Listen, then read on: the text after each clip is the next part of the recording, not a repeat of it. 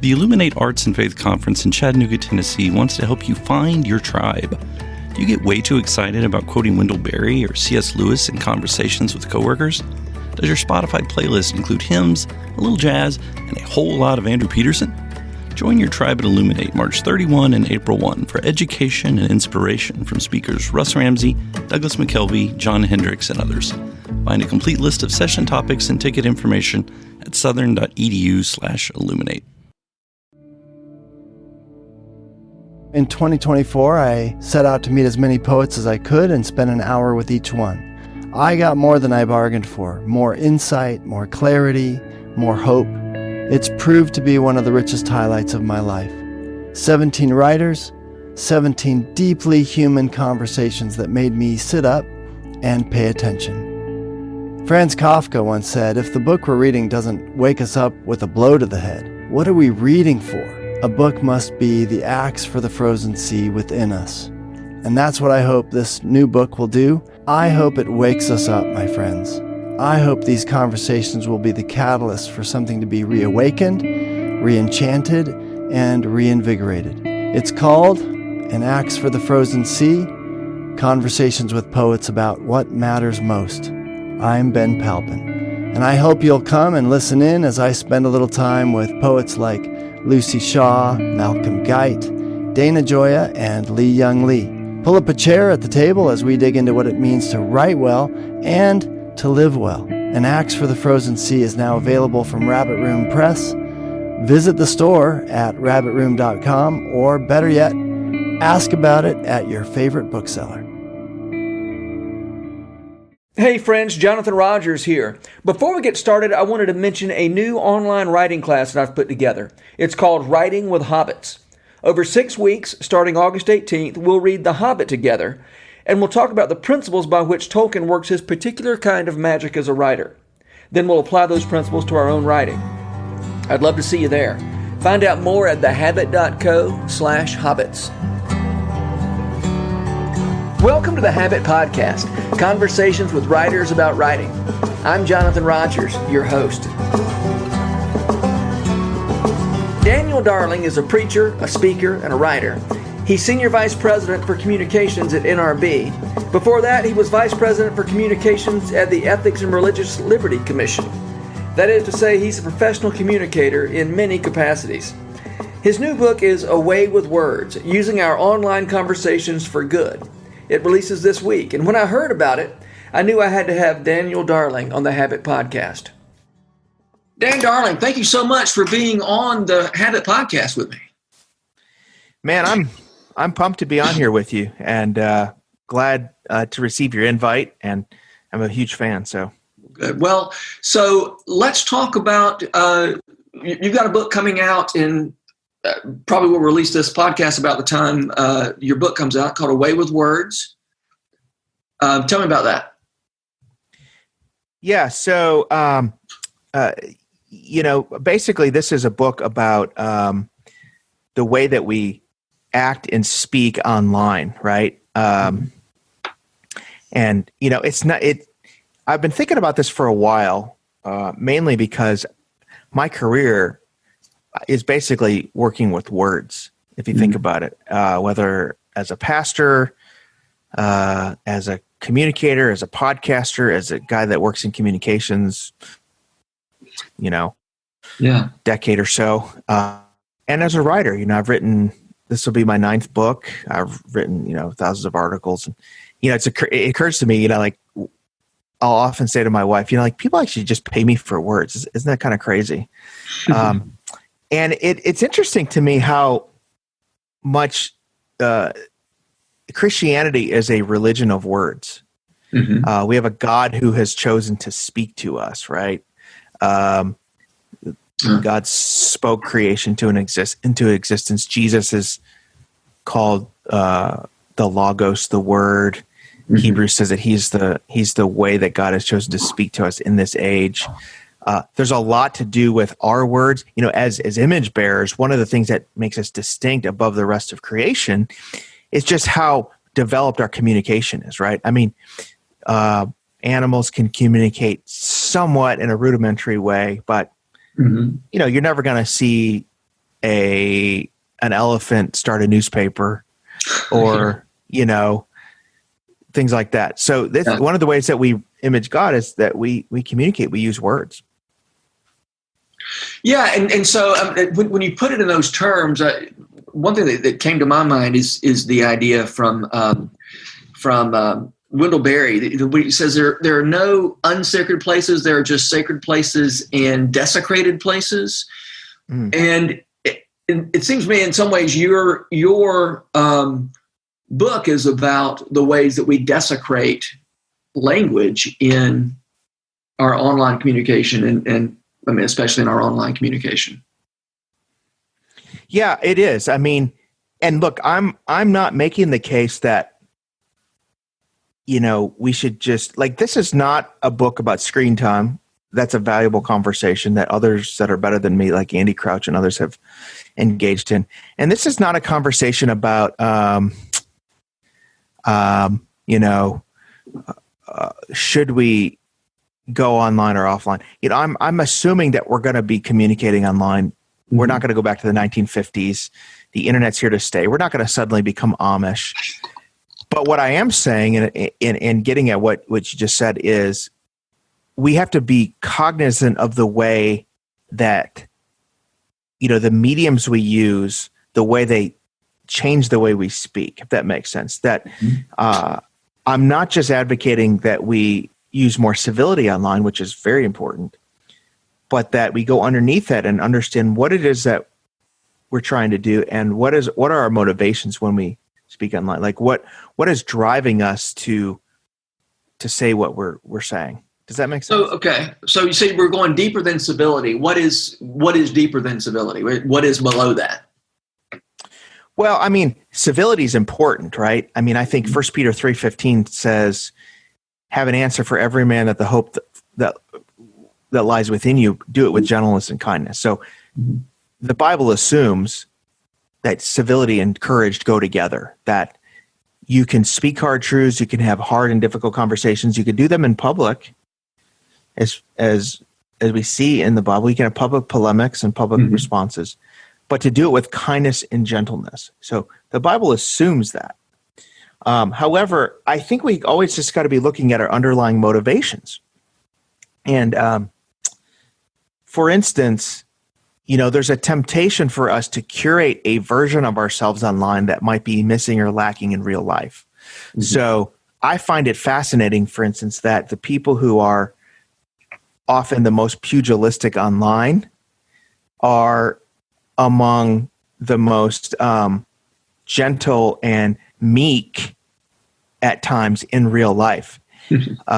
And there's something there. I think also, there's just this temptation to say, there's a part of me that I wish I had that I never got to exercise that I can then curate online. So if you never were the kind of strong person or the bully in real life, being online through the relative safety of a keyboard gives you that, and gives you that kind of opportunity.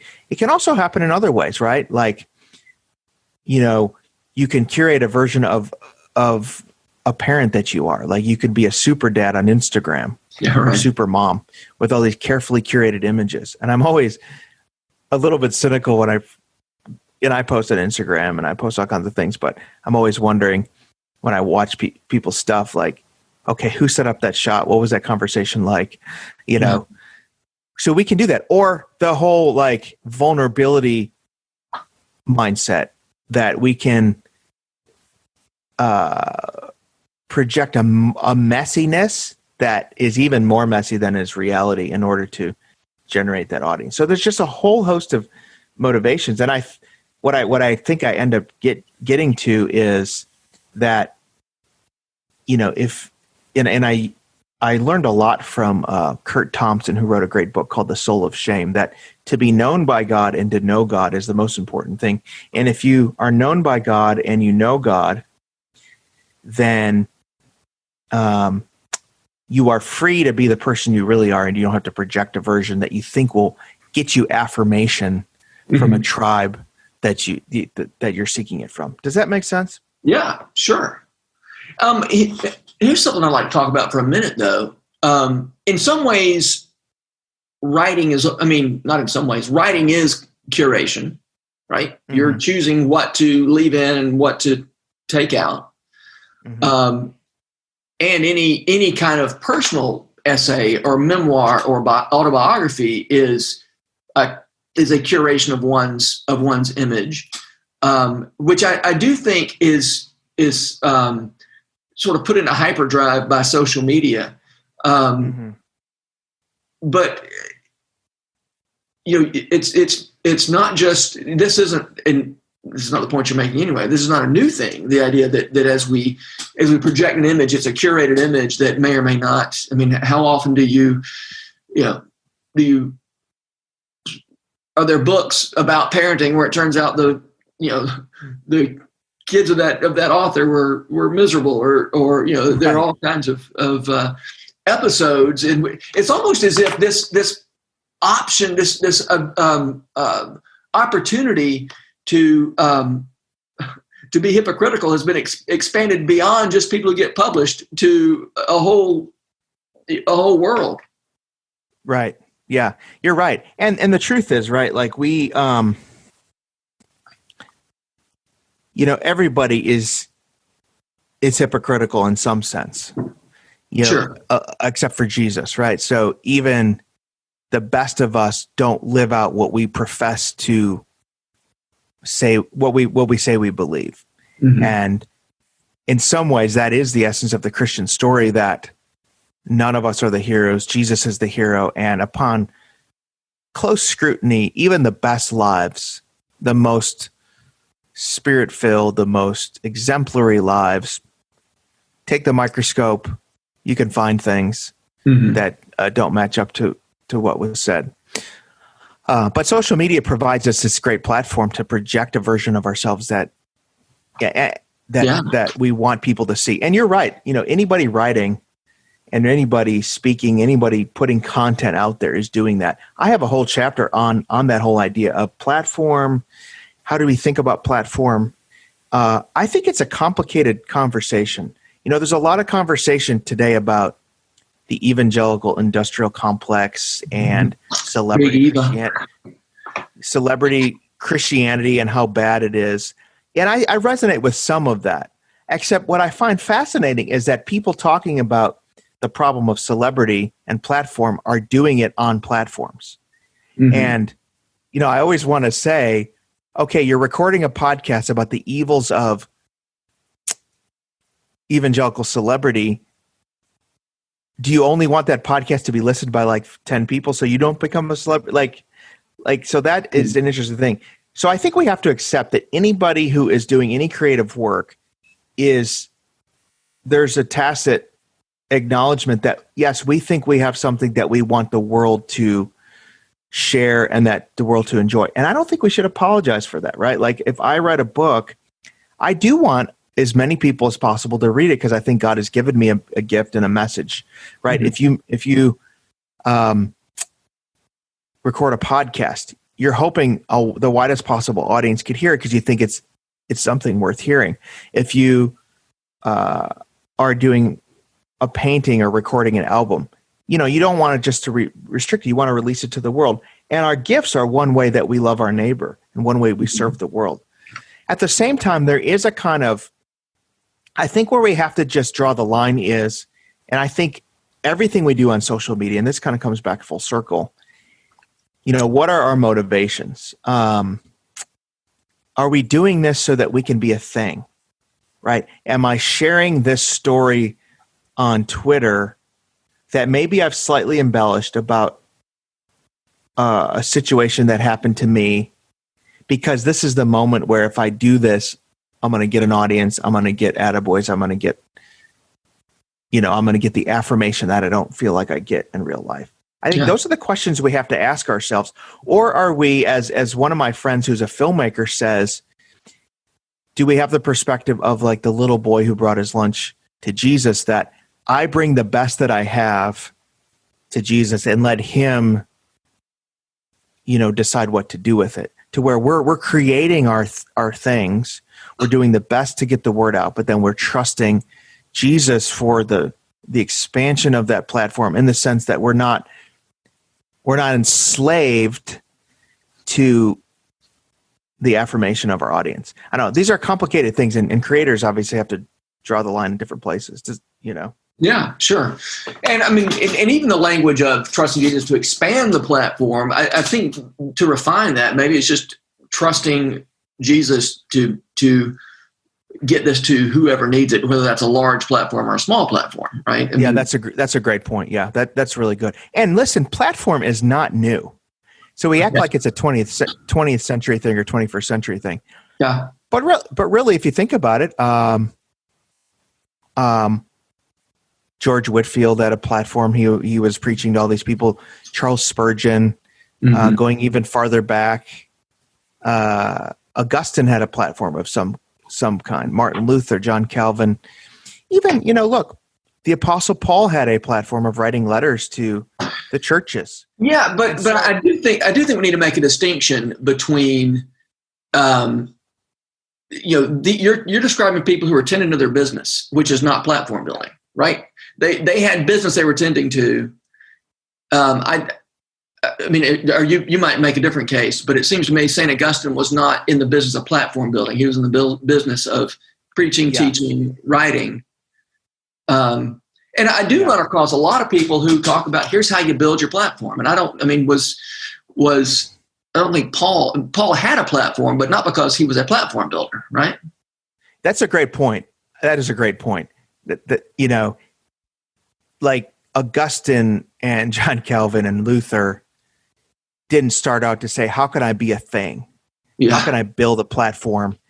Now God expanded that. And then the question that, and I think that is the difference. Am I trying to be famous just for being famous?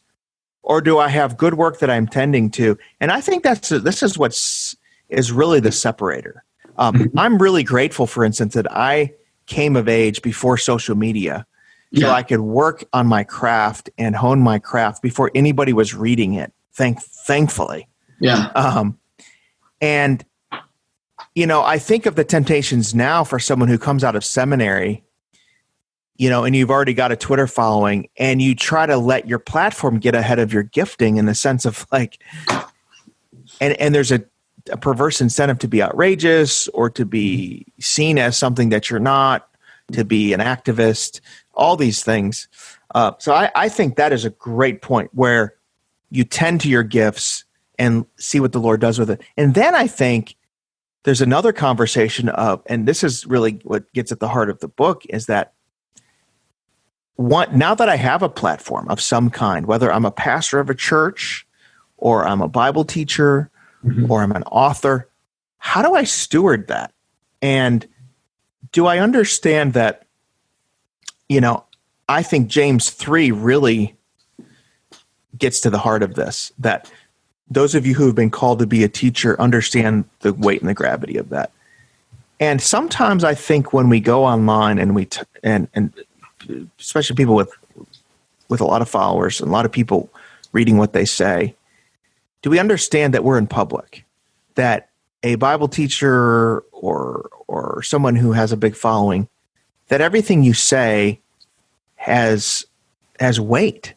And do we carefully measure that, and do we steward that well in a way that I think sometimes we get a little fast and loose with our words online, and people who have big platforms, you could lead people astray. You could lead people to behaviors that aren't healthy, So I think those are things we have to really consider.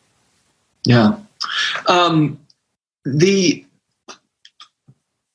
It seems to me there is a real disconnect between, like when I think of my work as a writer, I feel like what I bring to the world is well thought out. I mean, hopefully well thought, something I've worked on, thought hard about, crafted, polished, and then here it is. And that in some ways is so antithetical to the idea of the hot take, for instance, that something happened this morning and I want to be the first person to say something clever about it. And I, it's hard to sort of strike a balance between people are always talking about the importance, and again, we're talking about platform building, the importance of being involved on social media. But social media in some ways is so different from what the hard work of writing has always been. And I want to talk about hot takes for a minute, because I know you use that phrase a few times, and it might be helpful. When you use the word hot take, what do you mean? That's a good question, and I'm using that word knowing that I'm guilty of doing hot takes. I think it's kind of a loose term. It's here's my take on the latest news story that I got to push out there, whether it's an article or a blog or a tweet. It's, I think pejoratively, it's kind of used for people who just kind of have a take on something, an opinion on something that might not be fully formed, and perhaps who might have gotten all the facts about. There's a temptation right now to just speak quickly, and I spend a lot of time in the book just talking about.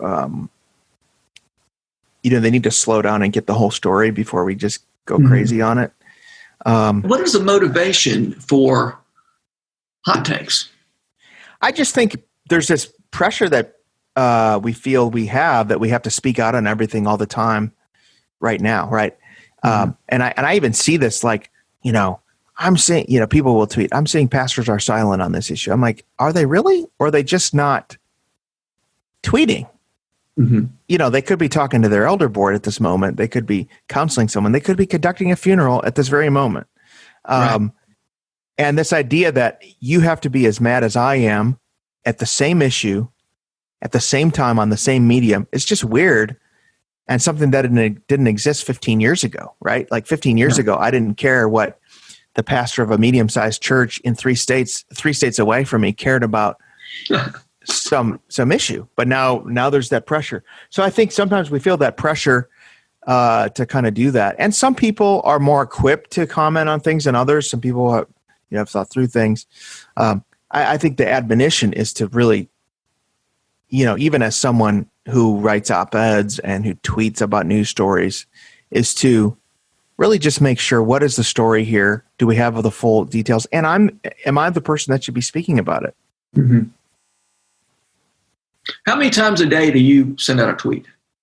I don't know. I need to measure it. I tweet quite frequently. I probably tweet less than I used to, but I tweet quite frequently, maybe 8 to 10 times a day, perhaps. About a range of things. I'm not saying that's a good model. That's just kind of where I'm at. I've used that medium probably more than Facebook for one reason or another. I think I need to change my Twitter bio to say, you're going to be sorely disappointed. Yeah. Follow if you want to, but there's not much going to be happening here. In large part for the reasons that you're discussing here, that I feel like my product is not a quick, where my giftings lie is not being wise quickly, hopefully being wise slowly. Whatever I'm being, I know it's slowly, but it's not quick. Yeah. Yeah. And I think that's good. And, everyone needs to know their gifts. And honestly, I like Twitter. Twitter's a way that you can get, I think Twitter is more influencers, leaders, more elite than like Facebook is more the masses, if you will. But Twitter, you can get it to certain people who can amplify your message. So I enjoy it. But I do think we have to recognize that, it can take away from doing the longer work that's better, right? Yeah. The podcast, the long form article, the kind of deeper work that might be more satisfying and more and a better way to do things. I also think we need to understand that it's not real life. I mean, I like using Twitter, but this is a small fragment of the population. Like, and I say this a lot in the book, probably too much, but like my church, I'll bet my church here in suburban Nashville, maybe 10% are on Twitter, you know? So the things that are important to a certain subsection of people, it's amazing how the conversations are different when you're on the ground. So we just have to know that and not be shaped and catechized by one medium's conversation. Yeah, that's a great point. You use the phrase information discipline. What do you mean by that phrase? Well, I think we need to, there's a couple of things I'm thinking about here. One is to diversify our sources of information across the ideological spectrum so that we're not being shaped by one side's narrative. You know, we live in a time where news is wildly deregulated for good and bad. Right. And so even news, we have to be wise about where our sources are and get it from a variety of places. I think we should read widely. Read people who disagree with us. Read people who challenge us. And then I also think information discipline means we don't have to know everything.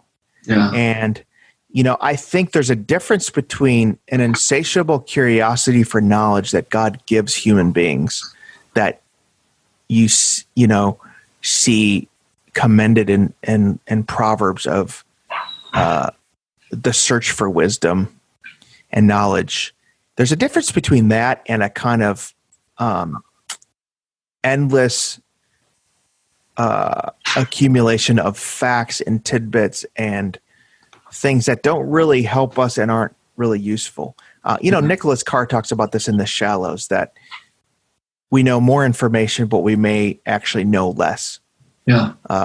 And so I think that's what information discipline is. It's a hard struggle. I talk in there about my own struggles with when I'm bored or I'm sleepless, just kind of the phone being that portal to, hey, I can read another article, I can search another thing, and really backing away from that, I think is important. Yeah, and it feels like you are learning or growing, or I mean, it often does when you're consuming more and more information. And of course, consuming information is such an important part of being a writer, for instance. But I also think that's a dangerous whirlhole, you know, where you can sort of get in that whirlhole and kind of not get back in the stream of work, you know, when it feels like, reading another article is so much easier than actually putting words on a page. And you can always justify, you know, well, I need to do a little more research. You know, there are so many parts of the writing process that, and because the idea of writing is so comprehensive, you know, staring out the window is part of the writing process sometimes. And yet it's not writing, right? And so at some point we have to flip that switch from consumption to production, or I can say, I know I definitely need to stare out the window for part of the day, but if I stare out the window all day, that's not, I'm not pursuing my calling, you know. And if I keep reading another article and calling it research, I can certainly, if my goal in life is to justify my behavior, I can justify that. You know, nobody can deny that I need to, you know, nobody can say whether I need to read another article or not. But, you know, at some point I've got to quit reading articles and produce. And I think that's what I struggle with so much, with the fact that I've got the internet on my computer at my desk, is that it's like I can, of course it's necessary. I can't shut it off. And yet, I just disappear into this black hole for hours at a time. Yeah, that's so true. And I think, you know, it's there's a tension there, right? Because I have the same tension. On the one hand, I tell writers all the time, And I have to tell myself with every book project that part of the writing process is your research and your reading. Mm-hmm. And if you're not filling yourself and filling that creative well with reading, researching, even reading outside of the topic you're reading, just if you don't feed that well, I know for myself, I can't create well. Like this is part of what it means to be human and to be humans and not God, right? God is the font of all knowing. God doesn't have to research and learn and grow. He's God. Yeah. We are humans, so we are not God, and we are finite, and there's a constant need. That's why the Bible says the fear of the Lord is the beginning of wisdom. Like the quest for wisdom and knowledge is an acknowledgement of our weakness, is an acknowledgement that we're not God. Like even every time you read a book, every time you read an article, every time you hear a lecture, you're actually tacitly acknowledging that you're not God and they're not all-knowing. So that is a good thing. That quest, and yet at the same time, you hit on it that we can't always just be consuming; we have to be creating. This is also part of being an image bearer. That we don't just consume creation; we cultivate it, we till it, we create new things. This is how we obey God and obey the creation mandate. So there's that constant tension and I think this is true even if you're not a writer like me or you, if you're not creating books, whatever you are in your field, there's always a consumption, there's always an intake, but there's always an outtake. There's always consumption and there's always creation. And that tension is really important to maintain. We can get to a place where we're only consuming and we're not creating. Social media and the internet can feed that temptation, right? That I'm sitting at my desk and gosh, the internet's just there and Twitter is there. This is actually the great lie sometimes that our phones teach us. And I mentioned this in the book. I got this from Jen Michelle, that it goes back to the original lie of the garden that we can be all-knowing. Yeah. Our phones give us this sense. Part of the reason that we get twitchy and weird when we don't have our phones, at least I do, is that you feel like you're out of control, right? I had a whole day like last year where my phone, the data plan wasn't working, so all I had was Wi-Fi. And so there was long stretches where I'm going in between work and home where like I couldn't do my maps, I couldn't order stuff, I couldn't make phone calls, I couldn't look up things. And the phone gives you the sense that you're God, that you're in control. Like as long as I have this portal, I can do anything. I can order stuff, I can have it delivered, I can order food, I can call people, I can text people, I can broadcast, I can do all that. And so I think we have to avoid that. And there's this endless, and I think even secular people are getting to this without getting to the theology of it, that this is what Nicholas Carr is saying, that there's a endless information gathering that is not actual learning and growing, right? And this ever learning it, but never able to come to the knowledge of the truth, as Paul says in Corinthians. So that tension you described is really real, consumption and creation. Yeah. It's so funny that you say that last year there was this day I didn't have a data plan. There were also decades you didn't have a data plan. It's like our brains are just rewired. I mean, I think they, in some pretty literal way, have been rewired by these devices. And I love something that have you read Deep Work, Cal? I've read a lot. I've read portions of it, and I've read enough people who have read it, so I feel like I've read it. Yeah, I think that's such a great book, I think. And one principle he says is, don't take a break from the internet to do your work. Take a break from your work think of work as the normative case and getting on the internet as the not normative case. Which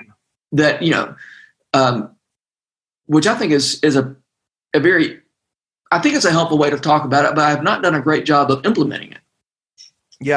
It's hard to do. And I talk about that when in terms of this idea of FOMO, of fear of missing out. Mm-hmm. that to me is what drives a lot of it, at least for me, that, even while I'm on this podcast, I'm tempted to pull out my phone and check Twitter. Why? Not because I'm really expecting any important news, because I'm worried that in the few minutes that we're here, something big happened and I missed it and I didn't know about it. And that's really a perverse thing that, again, this idea that I can be all knowing, there's a good and healthy sense of innocence when there's a lot of things going on in the world that we don't know about. Sure. And like you said, I'm 42.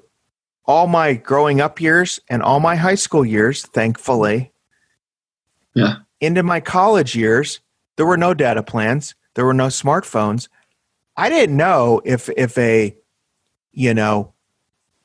person in Toledo, Ohio, went into a store, for instance, without a mask. Yeah. But now, someone videos it and did you see this latest thing? I didn't know whether one of the Kardashians did something. Yeah. And it was okay. Like there's a good innocence of not knowing stuff, but man, it's hard to discipline ourselves to kind of just put things away and just and be present. Yeah. You made a distinction that I think was really helpful, and then we kind of moved on. But I want to circle back around for just a minute, and that is, you said when there's a kind of learning that is recognizing our finitude. It's a humble approach to say, I don't know everything, and therefore, teach me. As opposed to, and you were paraphrasing Jen Michelle. The idea that the internet says to us, you can know everything like God knows everything. This was the very first temptation in the garden was, the first case of FOMO ever, Yes. Of the serpent saying, I think you might be missing, there's some stuff going on you don't know about. Yeah. And I think that's a really, I don't know how to, make sure that one stays in the position of humility in learning and reading instead of aspiring to, godlikeness. But it's a helpful distinction, I think.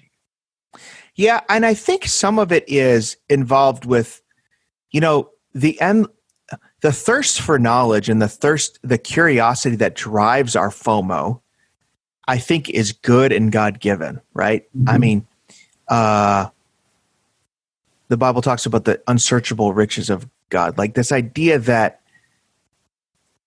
there's just an unsearchable storehouse of things to know is good.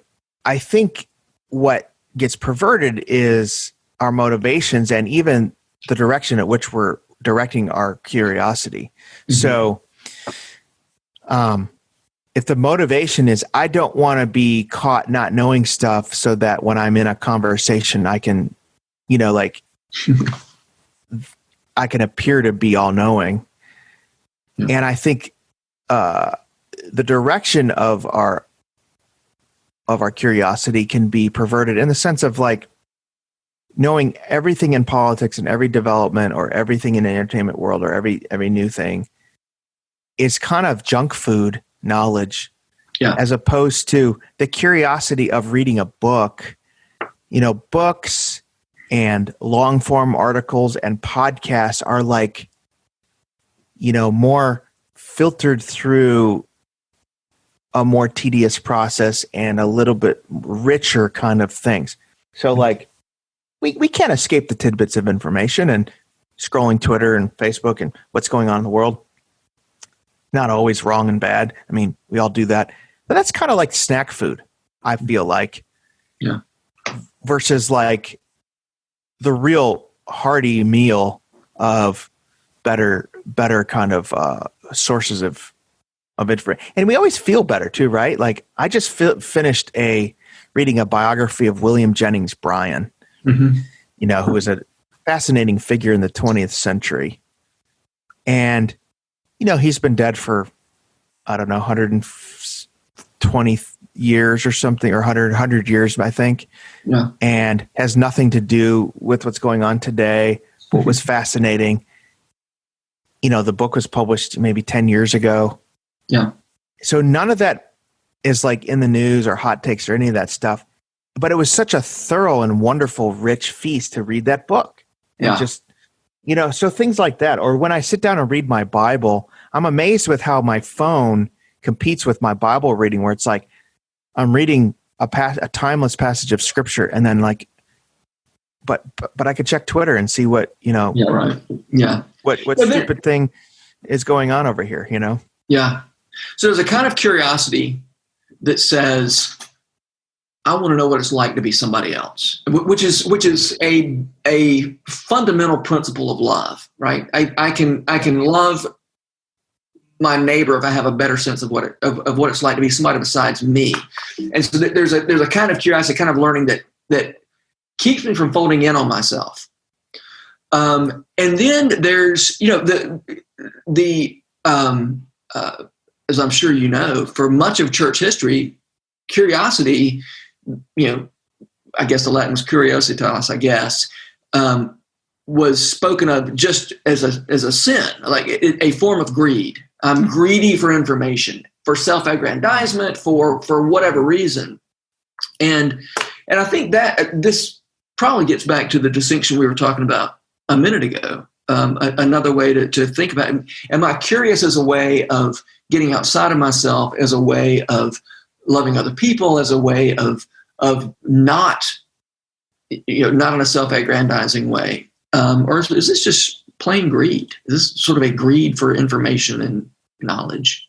Yeah, that's a great point. And Paul gets at that, right? Where Paul, on the one hand, is warning in his letters, don't be a busybody. Don't be a talebearer. Don't be get down in the weeds on endless stupid controversies. At the same time, Paul's also saying, like, over and over again, like throughout his letters, about reading and studying. Like, I don't think we notice that enough. But Paul is assuming that a follower of Jesus is going to be endlessly reading and studying and learning. And then Paul, at the end of his life, he's about to be executed by Nero, and says, can someone bring me some books? Paul, who was trained by Gamaliel, who was one of the most learned and wise people, at the end of his life is saying, guys, I need my books. Like, so you see that difference, right? Like I get nervous about people who are not curious and wanting to learn, whether it's reading or documentaries or however you process information. And I also get nervous about people who always want to be on top of the latest controversy. I think both of those things can be unhealthy. Well, your use of the word busybody is so helpful. It's like, and so social media makes us a whole world of busybodies. Mm-hmm. As you said, the guy who goes into the store in Toledo without a mask, well, the people in the store in Toledo, that's their business, but it's not my business. Yeah. And somehow these technologies make it my business, and also give me a way not to tend to my business that I actually have here. That is my business. Yeah. Wow. Okay. All right. We are running low on time, so I'm gonna skip to the question I always end with, and that is, who are the writers who make you want to write, Dan Darling? Oh man, that's such a great question, and I could do a whole podcast on this. I mean, I'll just say this: Tim Keller has influenced my thinking almost more than any pastor or theologian. I've read almost all his stuff. People like him. Someone who is an absolute wordsmith, who every book he writes is a absolute delight to read, is Philip Yancey. Uh-huh. I was reading Philip Yancey when I was coming of age, and just like, man, I like the way he crafts words and the way he explores ideas. He's always been that way. I love reading like Peggy Noonan. Mm-hmm. Peggy Noonan has been a wordsmith her whole life. I mean, and every time there's a epic moment in American history, I feel like she gets it in a way that's hard for other people to do it, in terms of the way she writes and crafts. And man, who else could I talk about here? I like Mark Buchanan's work, writer out of Canada. I also sometimes like, I love history. So I read, I'm not a historian, but I love history. So anything by people like Ron Chernow or John Meacham or, David McCullough, Doris Kearns Goodwin, any of these folks, is fantastic. Gosh, who else could I talk? I tell you someone I do like Jen Michelle's work. Oh, I know. Great writer. She really is. Incredible wordsmith. She did an episode of this podcast, and I was just wowed by her. There's several of those. So I don't know. I could go on because I just, I love reading good writing, as I'm sure you do. Yeah. Oh no, it's like getting extra life, isn't it? I mean, it's like I got the life I'm living here, and then here's this book that I get to have a little extra life. So, and I do want to say this too, and I meant to say this when I said this about platform, is that writing books, podcasts, all this work, this is a way of serving the body of Christ, even people we don't know. I mean, think of the way that you and I have been changed and blessed because we picked up a book in a bookstore or someone recommended something by someone we don't know and may never meet. Yeah. And that person was willing to put their gifts out there and be vulnerable and put their stuff out there, not knowing who's going to read it. And someone over here gets it and their life has changed. Yeah. That's what I think should motivate us as writers, that, man, God's given me this. I don't know where it's going to go. And who knows who it will help or who it will stir that I may never meet. Yeah. Agreed. Well, Dan Darling, thank you so much for being on the Habit Podcast. And I hope we can talk again soon. Yes, absolutely. Thank you, Jonathan. The Rabbit Room has partnered with Lipscomb University to make this podcast possible. Lipscomb has graciously given us access to their recording studio in the Center for Entertainment and Arts building. We're so grateful for their sponsorship, their encouragement, and the good work they do in Nashville. Special shout out as well to Jess Ray for letting us use her song Too Good as part of this podcast. Visit jessraymusic.com to hear more of her beautiful songs. The Habit membership is a library of resources for writers by me, Jonathan Rogers. More importantly, The Habit is a hub of community where like-minded writers gather to discuss their work and give each other a little more courage. Find out more at thehabit.co. This podcast was produced by The Rabbit Room, where art nourishes community and community nourishes art. All our podcasts are made possible by the generous support of our members. To learn more about us, visit rabbitroom.com, and to become a member, rabbitroom.com/donate.